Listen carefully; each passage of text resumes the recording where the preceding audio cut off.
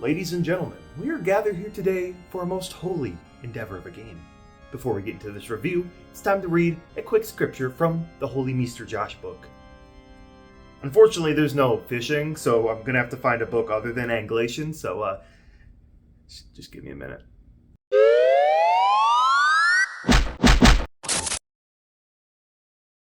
For those who are not aware, Actraiser is a sort of hybrid style game that was released on the SNES. It was a sort of cult classic back in the day, something that definitely flew over my head. Especially when you had to lean into the SNES, there's so many great games that the console had to offer that you probably missed a few titles. I mean, it was a title that was published by Square Enix, minus the shape. A lot of the games seem to be huge hits, especially on that console. I mean, see Chrono Trigger or Final Fantasy VI. Maybe due to the less conventional way the game was outlined or the merging of two genres that really didn't seem to intersect, it never really took off. It got a sequel and a remake in the last few years, which is when I first heard of it. I was surprised when I saw it was a remake, but the concept of it captured my attention when it was dropped in a Nintendo Direct. So I played it and enjoyed my time. Now, with a lot of remakes, I hear the diehard fans stick to the original for many different reasons. Sometimes it's justified, and sometimes those rose-tinted glasses are welded onto your face. Of course, I heard that some people preferred the original Actraiser, and I was a fan of it enough that I wanted to give that one a whirl. Now with both under my belt, I will combine them into one review, as Actraiser Renaissance does do stuff differently, but also is simply a remake of the original. I do not feel that there is enough to justify two separate videos. The plot is basically the same. Should I stop rambling, maybe talk shop here? Let's get into it. This is Actraiser, originally released for the SNES in 1990. Let us dive in.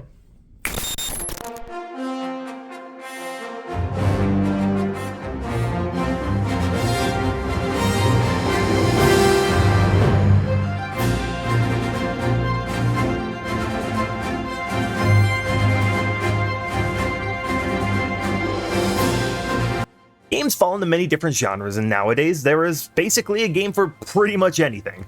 A lot of these fall into the simulation type of game, taking the role of some profession or what have you, from surgeons to chefs to theme park architects. Well, at this rate, we're probably going to have a game where we play as God. Oh. The God game genre is a self-dubbed subgenre of the city building simulation games. Games like SimCity usually come to mind. I mean, Sim is in the name. The God aspect is when you expand it to a larger cosmic sort of scale. The Populous games kind of led this sort of genre to some notoriety. Now, if you're unfamiliar with these games, you build a city, country, world, Disney theme park, and directly or indirectly control the flow and direction you want.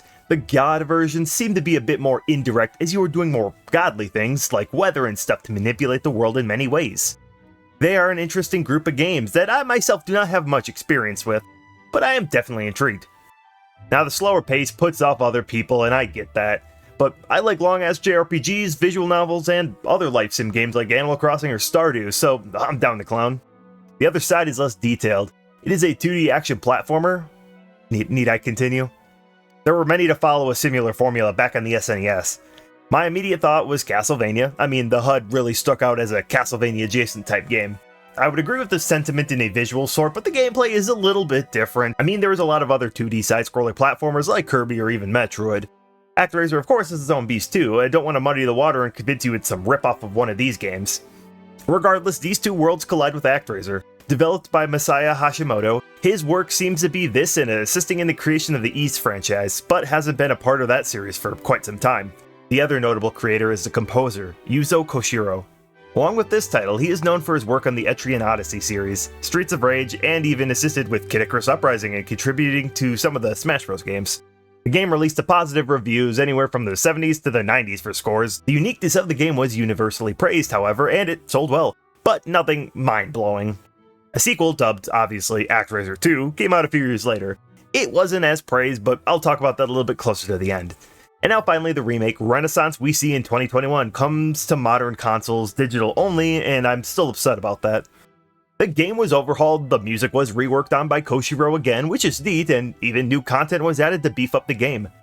I will talk about the changes side by side in the gameplay segment, but reviews we see here are a bit more mixed. As alluded to, some fans were not as pleased with the remake. Some newcomers also just really weren't clicking with it either. There were some performance and graphical choices or simple artistic changes that I saw noted that kind of put people off. The new content seemed hit or miss too. Regardless, we see the series with its 2.5 games here in the present. Now the world of acting and raising are waiting for us, so let's dive all in.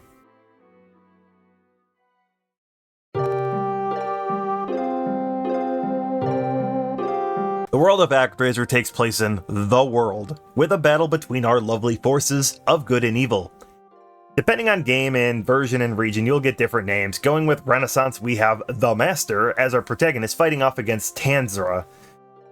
Japan had them initially just as God and Satan, but the 90s were an odd time for religious references. Nintendo of America specifically were quick to censor anything that was seen as offensive and sacrilegious, as many direct ties to the real-world religions were severed, especially in American releases. I mean, see The Legend of Zelda, a lot of real-world religions were moved or censored in the international releases. While the Christian cross was left on Link's shield as well as the Book of Magic, it was actually originally called the Bible in the Japanese version. Of course, they wanted to get rid of any real-world relations tying directly to something like Christianity. Obviously, God and Satan are not super direct to some people, but it's still the names for the Judeo-Christianity counterparts. The stories still work the same, the religious subtext is there in all its glory, and it can be understood all the same. Not that the story itself follows anything ripped from the Bible, for all I can tell. Its nature alone would be considered Apocrypha, which is a cool-sounding word I found while researching that more or less means non-canon. Now, I find this point hilarious and honestly just wanted to bring it up because I usually hear the phrase non-canon when people discuss things like video games or anime. Like, I imagine an alternate timeline where all Redditors are hyper-religious instead of atheists and neckbeardy, debating on which book of the Bibles are actually canon. Actually, the New Testament is all fanfiction. You clearly didn't listen to the interviews where God stated that, and you actually need to get up to my level. The mix here is pretty much a collage of all religions anyways. There's stuff from Greek mythology to Hinduism, and pretty much just Mr. Worldwide the game. Anyways, the Master and Tanzra have been fighting for ages, and we are at a point where the Master has lost the world to Tanzra. The demons are plaguing the world and civilization has crumbled. The belief in Master has dwindled, sapping the power you once held. There we get our goal of re-establishing ourselves in the hearts of the people, taking out the 6 commanders of Tanzra and defeating him once and for all in his lair of Deathheim. The game has 2 parts to it, or acts. The first act is the fighting phase. We have to defeat some of the monsters in the land so we can simply open a way for our lordliness to hit the hearts of man. As God, I guess we can't just go down there and smite everything with ease, as that would mean, well, no game. Instead, we control the Master through an avatar, possessing a statue in our depiction. We start our first stage, and this song, oh, it rips.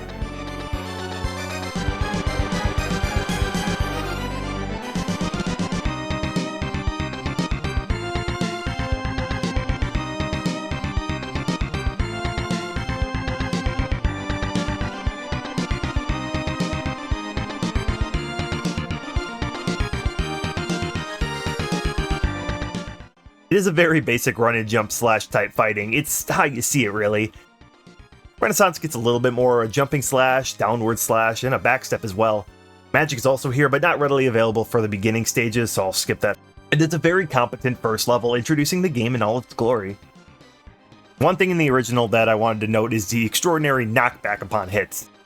Very common for games like that in the era, like Castlevania, speaking of similarities, but it's noted and led to some bullshit later on that I'll probably get into. Renaissance has a new meter. Upon defeat of enemies or breaking structures, these crystals drop its new sort of collectible. There are 5 tiers of the meter, each one buffing the Master a little bit more, like physical attack or magic attack up and whatnot. Capping off, the 5th tier gives you 1 free revive upon death, which is super lovely and cracked, honestly. It does make many challenges in Renaissance a bit more trivial, but it does usually require you to take levels a little bit more slowly and take any and all paths to destroy the enemies. Breezing through is less recommended in Renaissance, although the original can do that a bit more. We fight the first boss of Centaur. Renaissance give them a bit more unique names, but like now we have Centauros. I mean, I guess they tried a unique name. Well, upon the defeat of the boss, there is enough evil removed from the civilization to begin anew. The act portion is put on hold and is now the other side. I guess the Razor? Technically, it's a civilization or sim mode. We get an isometric view of the town of Fillmore. We start with 2 villagers and our job is to fill more of the town with denizens. Instead of our statue boy, we now control one of our angels to watch over and guide the land. The temple is a sort of main hub or base as we can use our guidance to control the flow of construction. Roads will develop along with houses, farms, workhouse, and whatnot. It is rather hands-off and more just observing, as the buildings take a few seconds to build and produce more food and all that junk. We're not just watching paint dry, however. Our angel is here to protect us from the remaining dark forces of Tandra. Out of these monster spawners, different types of enemies will try to attack the town. Some go for houses, some go for the farmlands, or others just want to cause wanton destruction. You fly around and lob arrows into the enemy until death. Losing HP means you are kind of paralyzed for a bit, and you cannot fight back and kind of just let your town go to waste. The most godly action you can get is your miracles, spells to erode the land, sunlight to dry the wetlands, rain to put out fires, lightning to smite monsters and destroy rocks and towns. The destruction is actually nice and part of the gameplay. The civilization level goes up over some time, and you can destroy a level 1 house to build it to its highest development level, 2 or 3. You get into a process of building, taking out enemies, divine intervention, and watching the mortals rebuild the town in a better place. In a sense, it's like watching the town grow over many generations. It's kinda cool. There is somewhat of a plotline to follow with the townspeople of Fillmore, mainly responding to their prayers as more people inhabit the lands. The monster spawners are targeted one by one as you guide your sheep to one, and they will proceed to close it. After the spawners are taken out and the town is large enough, we can send out the master to take out the main force of evil, who will usually rear their head by this time. The first of the commander is Minotauros. I'm feeling a trend here with the names, as we enter the enemy's lair ourselves to slay the demon. Once done, we can continue to develop or move on to the next town and cultivate some more. And Renaissance of gameplay is much more expanded on here. We still have our angel as the player here. SNES had naked baby angel, honestly similar to the classic cherub design. I mean, I guess they didn't want to go with the biblically accurate route, but I don't know, couldn't imagine why. Renaissance changes the design to a smug femboy angel, so I guess pick your favorite. In addition to all, we get more detailed stories based on the rough outline of the SNES. Your angel often is the mediator between God and the masses, and does assist in the story somewhat. Each townspeople have a distinct appearance in this game and match their respective cultures and all that stuff. Included is a designated hero for each land. The story's intertwined with each character, this one being Philotas of Fillmore. None of the heroes are some stellar written characters, they're honestly pretty generic. They do have more use here rather than just being plot. In addition to farms providing more health and magic, the workshops giving materials, which are used to provide different defensive structures, Renaissance actually has a third mode inside the sim mode, tower defense. This is seemingly met with some critique, but let's get into it first. The enemies will spawn in, choosing their desired building to attack. The hero of each place hops in as well, and you can guide them to their preferred area. You can use your hero, the town's defenses you built, or using your direct miracles to take out the enemies. You actually cannot use the angel in this part. The enemies have different types, some resisting physical or magic, or ranged attack, or weak to spells. There are a lot of defensive battles. Honestly, way too much. I didn't hate them initially, but comparing it to the original Actraiser, each town took like an hour or so for me. This goes on the line for a few hours per each town. Now, more game doesn't seem inherently bad, but it comes off as needlessly repetitive. Repeat playthroughs at least let you skip the tower defense sections, honestly like they knew. Side quests across the levels are offered, mainly for EXP and stuff for your heroes. Heroes are better in battle, and obviously the master needs more levels, the better HP and MP and stuff to access the new towns. The monster spawners are here as well, but this time you actually get a mini battle to take out each monster spawner with the master. I do like this change. Even though the townspeople are a lot more incompetent in Renaissance, they clearly didn't need us in the original. It does help break the much longer sim sections in Renaissance, so I'm alright with it. Once peace is restored, you will eventually get to move on to other lands. You can opt to continue the max set town in each area, but of course not needed, much like the original. And this continues 5 more times.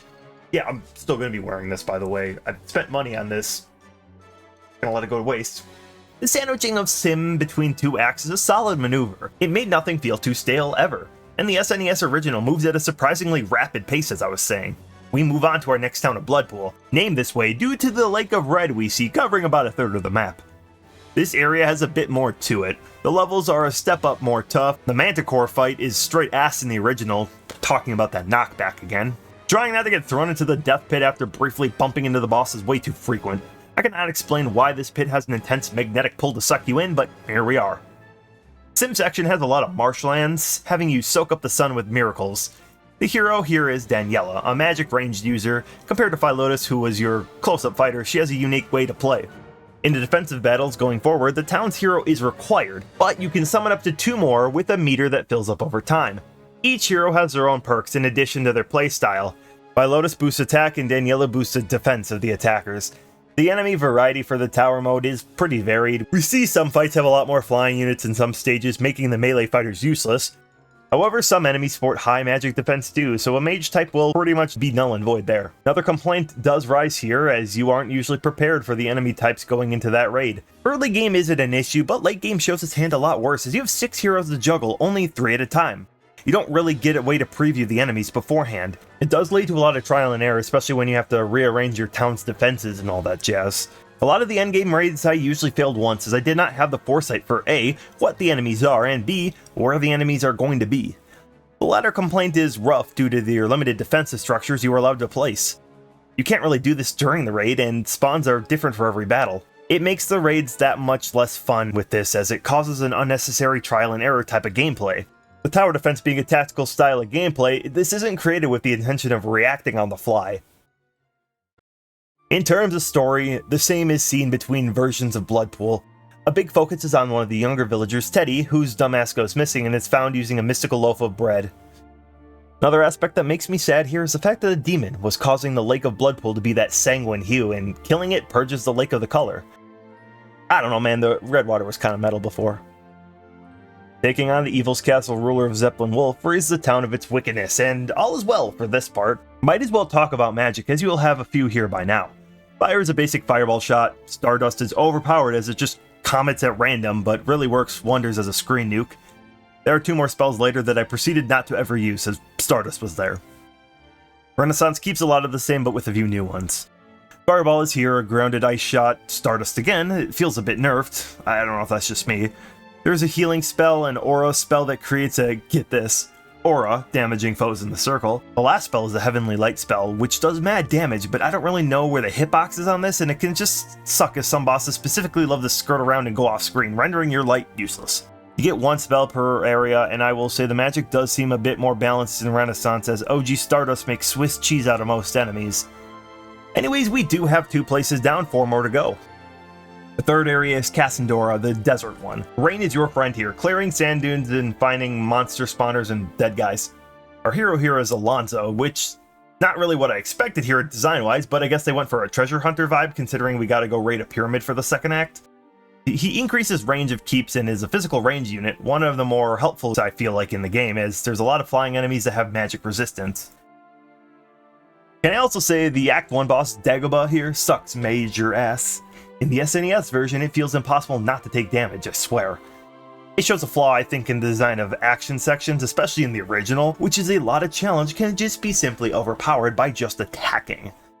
There is barely a need to jump, dodge, or anything of substance when God just unga bungas all the enemies to death. Now obviously I'm being a bit exaggeratory here, but this boss was that mixed with a bit of RNG. Anyways, another sim mechanic here is the trading between civilizations. A neat idea that I super appreciate is the fact that towns once beaten are not just forgot about.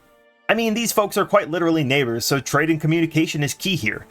Cassandora discovers music, and you can use that to soothe the Bloodpool gang as they get angry or something later on. We saw this last time as Bloodpool learned how to produce wheat, which is an upgrade for the farmlands. Having more food production and therefore people, trading and all this stuff is actually used in the game. I love this because it actually gives reason to revisit other towns and, you know, different cultures excel at different things. Trade is important. It's just neat, and I really like it. Adds to the world building. Renaissance has a bit more side quests too, post-completion, but the original having some of this is much appreciated. Anyways, more stuff ensues here, and you fight the Pharaoh. Very unique name, okay. One of the easiest fights here too. Town 4 is Itos, a mountain-based settlement. We get the hero here, Migraine, or Migrana, I guess. A speedy melee type.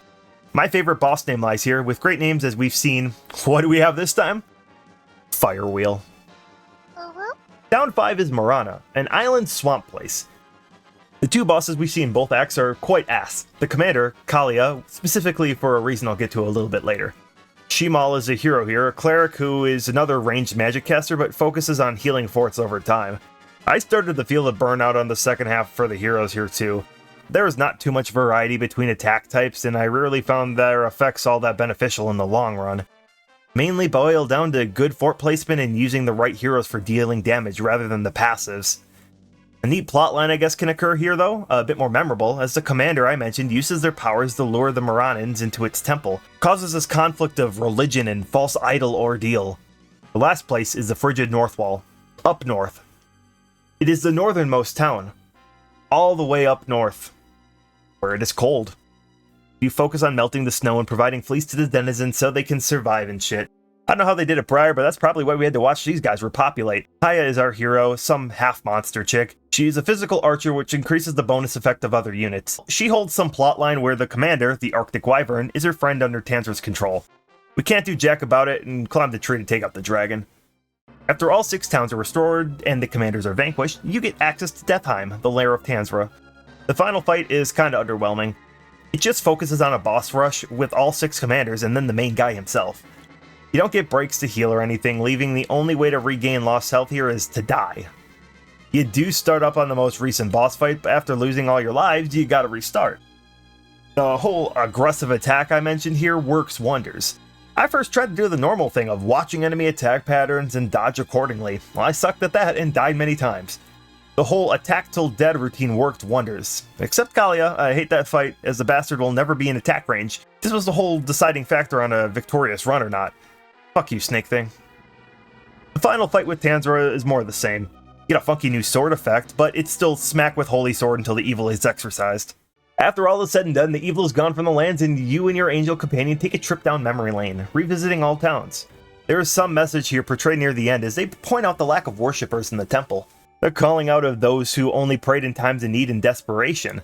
Instead of resentment, though, there is a sense of relief they hold, as the Master is content with the humans living their lives to the best of their ability. To them, not constantly seeking help from on high means that there is peace to be had, which is anything but a bad thing. The Master takes a page from his people and decides to just rest, and the game there takes an end.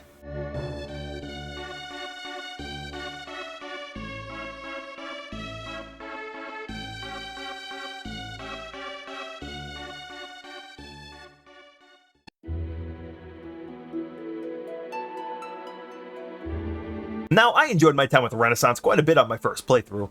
I felt I might have hit a lot of negative points in the remake, but this was definitely coming from a second playthrough, done right after blowing through the SNES original.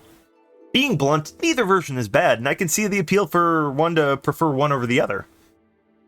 The SNES original is a bit more basic, it's a hell of a lot shorter too. I found the axe to be a lot more difficult, what due to the limited movement and the more typical old-school hard game design. Bosses were a bit more frustrating, and if I'm being honest, I really didn't care for the final boss rush we saw. I felt it was rather lazy to wrap up the game. Visually the game is nice, but a lot less diverse in terms of locales and the world map and stuff.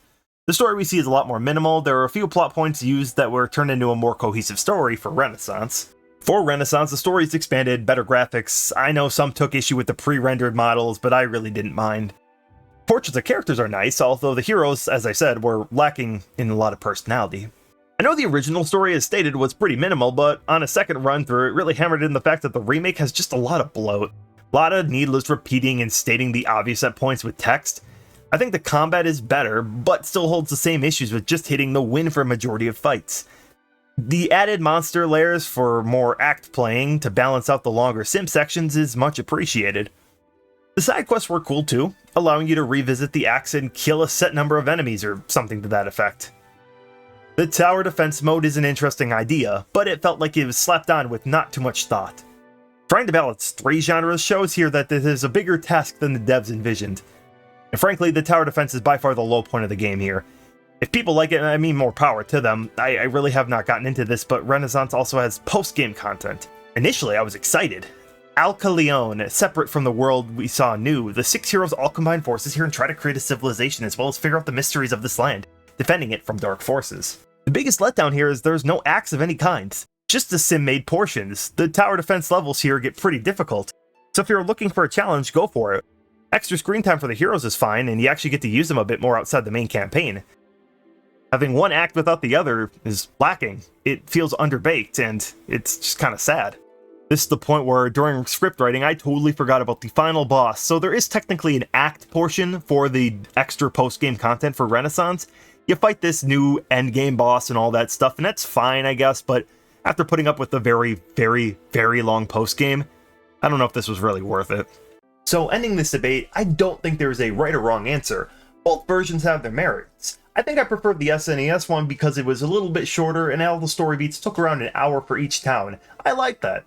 Other thing is, I don't think the decision to expand the base in Renaissance was necessarily a bad idea either. I thought it was a good idea, and it had some ideas, just probably needed to get expanded a bit more. At least for me, you could call it fatigue due to the fact that I marathon these games back to back, and Renaissance is triple the length of the original that I had, so that might help.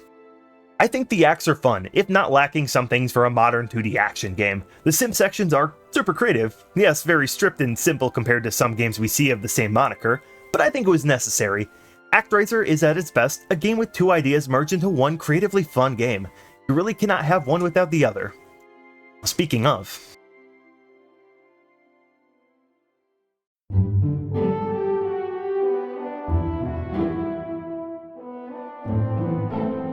I also mentioned that I would bring up Actraiser 2. I have not played it, but a sequel with more sounds pretty awesome, right?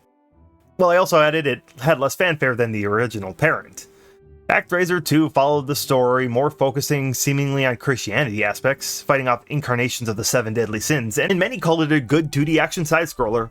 The team had the strange decision of removing the sim portions. There's no god game, it's just fighting.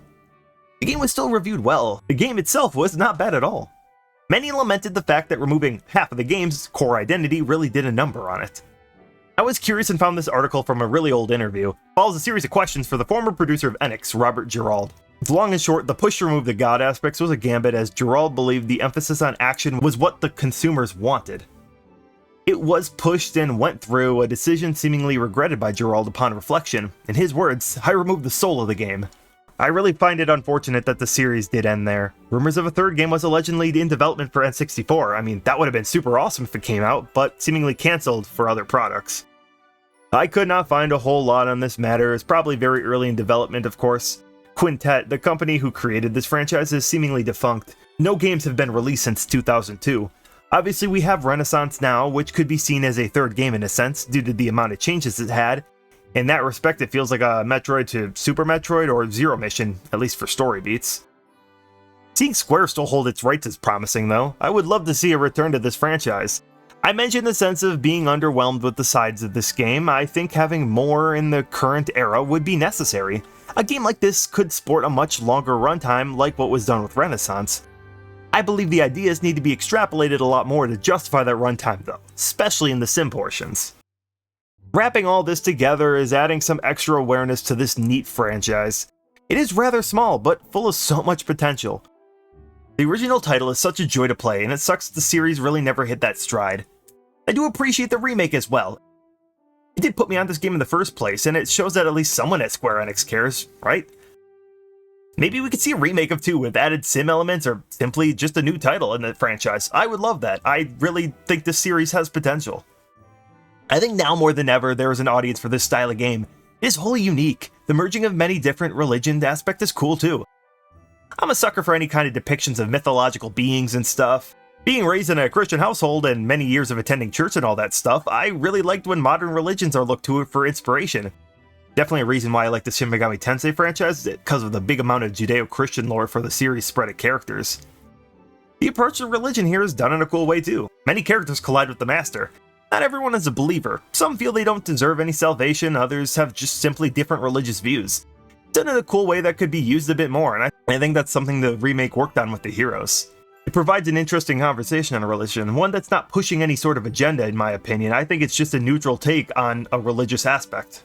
My verdict though is to play this series. Pick whatever is most accessible or appealing. As a JRPG fan, I'm used to killing God, so playing God is a nice change of pace. It is a damn good time, and one that I will continue to back in its corner until we see a true follow-up. Which really sucks for me. I need to stop getting fixations on dying, dead, obsolete, underrated, or small-scale franchises. This is becoming a trend, and will continue to lead to many years of disappointment for me, I feel. Well, I can't wallow forever. Much like the people in this game, maybe if I pray for a new game, that will come eventually and it'll see the light of day. I will do that now. I'm sure there's totally nothing else going on in the world that's more important, so I'll just pray for a new video game.